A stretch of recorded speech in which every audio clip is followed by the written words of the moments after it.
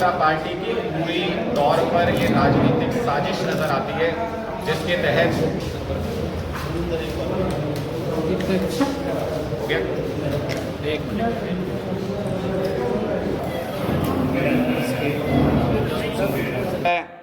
कि मुख्यमंत्री मनोहर लाल खट्टर जी, गृह मंत्री अनिल विज जी समेत पूरी सरकार इस परिस्थिति को कंट्रोल करने में, लॉ एंड ऑर्डर को मेंटेन करने में पूरी तरह से नाकाम साबित हुई है। इसलिए तुरंत प्रभाव से मुख्यमंत्री और गृह मंत्री को अपने पद से इस्तीफा दे देना चाहिए और जो सक्षम लोग सरकार चला सकते हैं उन्हें मौका दिया जाना चाहिए। ये स्पष्ट तौर पे इसको आप कहें कि एक सोची समझी रणनीति के तहत एक एक्सपेरिमेंट करने की कोशिश की गई है, तो ये गलत नहीं होगा। क्योंकि पहले हमने देखा मणिपुर जल रहा है पूरा, वहाँ प्रदेश में भारतीय जनता पार्टी की सरकार है, केंद्र में भारतीय जनता पार्टी की सरकार है, कोई कुछ नहीं बोला। मणिपुर के मुद्दे पर भी ऐसे ही हिंसा को होने दिया गया, किसी ने ध्यान नहीं दिया। इसी तरह से हरियाणा को भी सांप्रदायिक दंगों की आग में झोंकने की एक सुनियोजित साजिश रची गई और सरकार सही वक्त पर मुंह मोड़ के खड़ी हो गई। पुलिस की ड्यूटी जिले से बाहर लगा दी गई, पुलिस अधीक्षक को छुट्टी दे दी गई, इंटेलिजेंस की इनपुट साझा नहीं की गई एक दूसरे के साथ, और सही जानकारी कि कितने लोग वहाँ पर हो सकते हैं वो दी नहीं गई। ये सारी चीज़ें इस तरफ इशारा करती हैं कि सरकार ने इस हिंसा की तरफ से मुंह मोड़ लिया और उसके बाद अब मुख्यमंत्री गैर जिम्मेदाराना बयान देते हैं कि पुलिस नहीं है हर व्यक्ति को सुरक्षा उपलब्ध कराने के लिए। तो मुख्यमंत्री जी, आपको भी इस पद पर बने रहने का कोई अधिकार नहीं है।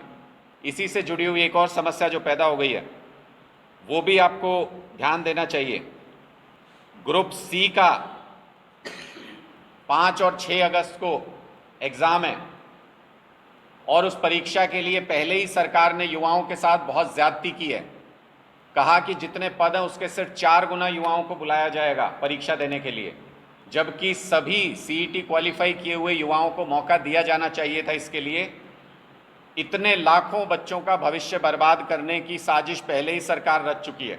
उसके बाद अब जो 4 गुना बच्चे भी परीक्षा देने के लिए एलिजिबल किए गए हैं, 5 जिलों के अंदर इंटरनेट सेवाएं 5 तारीख तक बंद हैं। 5 और 6 तारीख को एग्ज़ाम है। इन जिलों में अभी भी कानून व्यवस्था की स्थिति ठीक नहीं है।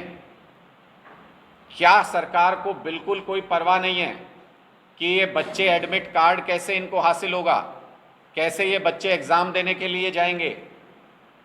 क्या सरकार को युवाओं के नौकरी के साथ खिलवाड़ करने में मज़ा आता है? क्या वैकल्पिक व्यवस्था का अनाउंसमेंट अभी तक नहीं हो जाना चाहिए था? आज जब हम ये बात कर रहे हैं तो 3 तारीख है। क्या वैकल्पिक व्यवस्था सरकार ने की कि युवा अपना एग्ज़ाम देने के लिए जा सकें सही तरीके से? जो पहला अन्याय किया कि सिर्फ 4 गुना युवाओं को एग्ज़ाम में जाने की परमिशन दी, उसके बाद दूसरा अन्याय कर रहे हैं कि जो 4 गुना बच्चे भी जा रहे हैं उनका इंटरनेट 5 डिस्ट्रिक्ट्स के अंदर बंद है, एडमिट कार्ड मिल नहीं पाएंगे। उसके साथ साथ जो बाकी व्यवस्था इन 5 जिलों में वो सुनिश्चित हुई कि नहीं हुई, वैकल्पिक व्यवस्था की या नहीं की, उसके लिए क्या करेंगे कि हर बच्चा एग्ज़ाम देने जा सके, इसकी भी कोई अनाउंसमेंट अभी सरकार की तरफ से नहीं हुई है।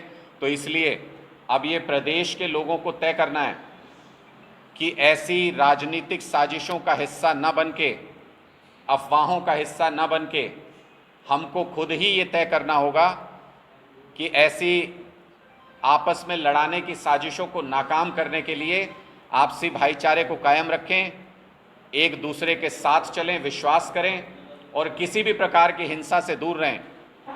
जो बच्चे ऐसी घटनाओं में मारे जाते हैं वो नेताओं के या इन संगठनों के मुखिया जो उनके बच्चे नहीं होते हैं, वो बच्चे आम घरों से होते हैं। 2 होमगार्ड्स की इसमें जान चली गई। इन होमगार्ड्स को ऐसी सिचुएशन के लिए क्या ट्रेन किया जाता है? क्या उनकी ट्रेनिंग होती है इस तरीके का वायलेंस हैंडल करने की? क्या उनकी ड्यूटी इस तरीके के प्रोसेशन में लगाई जा सकती है जहां संवेदनशील स्थिति है? क्या ट्रेंड पुलिस फोर्स को वहां पे डिप्लॉय नहीं किया जाना चाहिए था? और जिन्होंने होमगार्ड की ड्यूटी करते हुए अपनी शहादत देती कानून व्यवस्था को मेंटेन करने के लिए उनको नाकाफ़ी मुआवजा दिया गया, उसकी भी हम आलोचना करते हैं। हमें पता लगा है कि 57 लाख के मुआवजे का ऐलान किया गया है दोनों होमगार्ड के परिवार के लिए। हम सरकार से मांग करते हैं कि कम से कम 1 करोड़ रुपए की सम्मान राशि दोनों होमगार्ड जो अपनी ड्यूटी करते हुए शहीद हुए, कानून व्यवस्था को बनाए रखने के लिए, सरकार के फेलियर को दुरुस्त करने के लिए जिन्होंने अपनी शहादत दे दी, उनके परिवार को कम से कम 1 करोड़ रुपए की सम्मान राशि दी जानी चाहिए।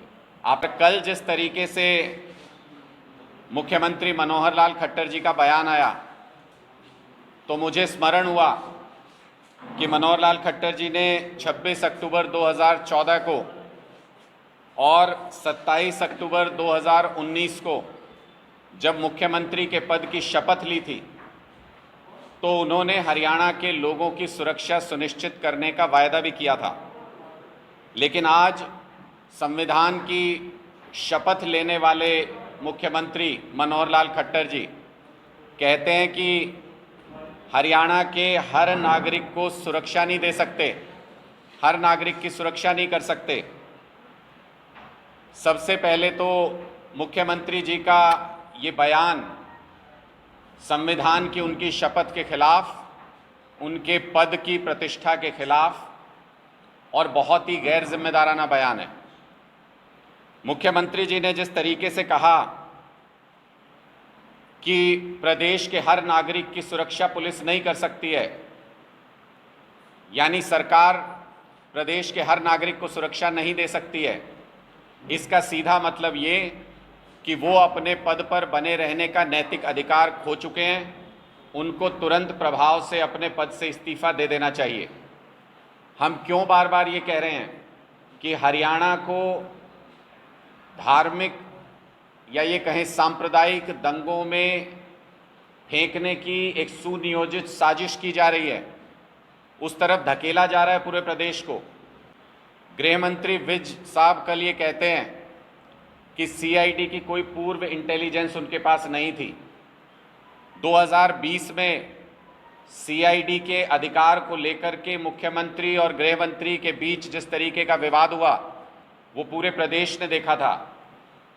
तो क्या ऐसी संभावना है कि सीआईडी मुख्यमंत्री को रिपोर्ट करती है और गृह मंत्री को सीआईडी की सूचनाएं नहीं दी जाती या नहीं दी गई?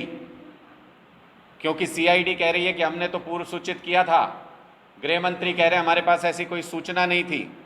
तो क्या सीआईडी सिर्फ मुख्यमंत्री के लिए, प्रदेश के मुख्यमंत्री के लिए काम करती है और उनकी सूचनाएं जो कि गंभीर श्रेणी में आती हैं उनको गृह मंत्री के साथ और पुलिस विभाग के साथ समय रहते साझा नहीं किया गया, जिसकी वजह से इतना बड़ा हादसा हुआ, इतनी बड़ी घटना हुई और जिसकी वजह से प्रदेश का माहौल बिगड़ा।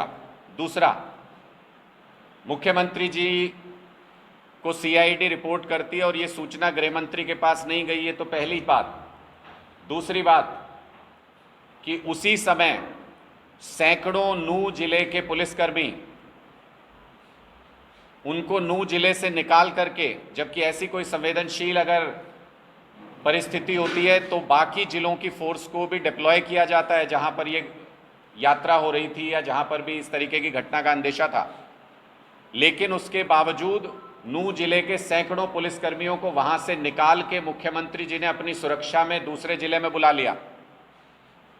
ऐसा क्यों किया गया? तीसरी बात जो संदेह की तरफ इशारा करती है कि ऐसी कोई संवेदनशील परिस्थिति होती है तो सीनियर अधिकारियों को छुट्टी दी नहीं जाती और अगर छुट्टी पर हो तो उनकी छुट्टी तुरंत प्रभाव से कैंसिल कर दी जाती है। लेकिन नूह के पुलिस अधीक्षक जिस दिन ये पूरा घटनाक्रम हुआ उस दिन छुट्टी पर थे। ऐसी संवेदनशील परिस्थिति में जब पहले से इंटेलिजेंस का इनपुट था, पुलिस अधीक्षक की छुट्टी सरकार ने क्यों मंजूर की? चौथी बड़ी बात, उप मुख्यमंत्री कहते हैं कि यात्रा के जो आयोजक हैं उन्होंने सही जानकारी नहीं दी, जिसकी वजह से हो सकता है कि मिसकैलकुलेशन पुलिस की तरफ से हुआ। मुख्यमंत्री जी ने कहा कि हर व्यक्ति की सुरक्षा के लिए पुलिस उपलब्ध नहीं है, हरियाणा में पुलिसकर्मी नहीं दिया जा सकता। तो हम मुख्यमंत्री जी से सवाल पूछना चाहते हैं कि सिपाही से लेकर इंस्पेक्टर तक 75,186 स्वीकृत पदों में से इस वक्त सिर्फ 49,808 पद भरे हैं। 25,000 से ज़्यादा पद इस वक्त पुलिस विभाग में हरियाणा के अंदर खाली हैं। क्या मुख्यमंत्री इसकी जिम्मेदारी लेंगे कि उनकी वजह से, पुलिस फोर्स की कमी की वजह से हरियाणा प्रदेश में बार बार कानून व्यवस्था की स्थिति उत्पन्न होती है? क्या मुख्यमंत्री जी इसका संज्ञान लेते हुए, नैतिक जिम्मेदारी लेते हुए अपने पद से इस्तीफा देंगे? क्योंकि प्रदेश में नौकरी देना नहीं देना ये तो सरकार की जिम्मेदारी है।